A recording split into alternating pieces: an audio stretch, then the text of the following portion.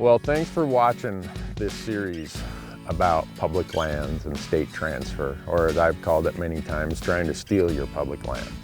This is our last episode. We're going to talk about things you can do. As individuals, we need to be informed. We need the facts. We need to know the history of how we got here, what the landscape looks like today, and know what our goal is for the future. That's where it starts. It starts with each one of us. And from that, from you, from me, from every individual, we have a circle of friends that we can make sure understand what's at stake. Make them aware that there are efforts to try and take away the public land. Then we start asking, what are the day-to-day things I can do to make a difference? You getting in touch with your elected or appointed leaders is what's going to change this. It is really that simple. I'm talking about emails, I'm talking about phone calls, personal visits, letters to the editor in your local newspaper. Making sure that people in positions of power know how you feel. There is nothing that scares a politician more than a handful, say 5 to 8, well-informed, motivated hunters who show up at their office or at their staffer's office to say, we want to have a talk. Be informed, be professional, be passionate, and be dedicated. We did a whole podcast on how to be a public land advocate. I can't remember, I think it's podcast 29 or 30. And it's a story about a few guys right here in my hometown who were upset about something. They formed their own little group, and now they are one of the leading influencers in this state, just like you could be in your state when it comes to these public land issues. But now let's talk about what you can do for the people who are helping us. There are groups that are sticking their neck out to help fight this battle, to try and protect and preserve access to public land, who want to keep the focus on better land management. Those groups need your support. And it might not be money, it might just be a letter or an email saying, hey, thanks. Maybe it's sharing a Facebook post those groups do about the bad idea of state transfer. Those groups are out there, and there's a lot of risk in sticking your neck out in today's world.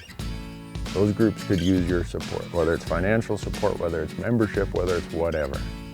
Make sure they know you appreciate what they are doing, what they're doing on behalf of us and those who someday will inherit these public lands. So I've talked about how you can influence the people who are against us.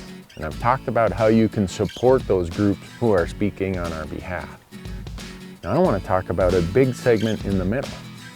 In the middle are groups that have not taken a position on state transfer.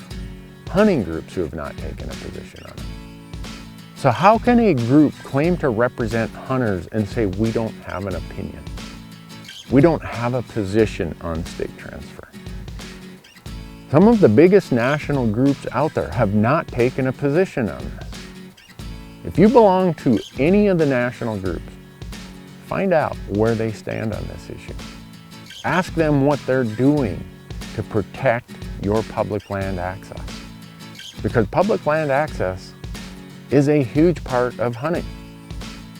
If we don't have places to hunt, we're not going to have hunters. It's that simple.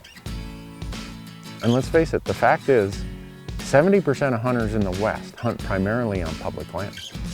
There's no bigger threat to hunting access. None, zero. There is not a bigger effort against hunting access than this idea called state transfer.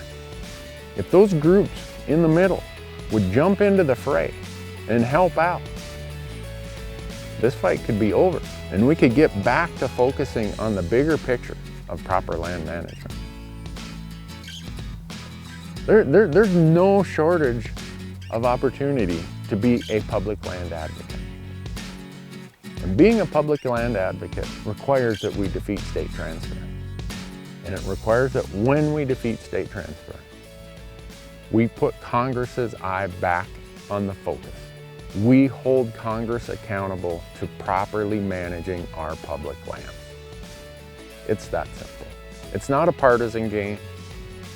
It's not R versus D, left versus right. It's just the important path of doing what we need to do for our generation and those yet to come. Thanks for watching.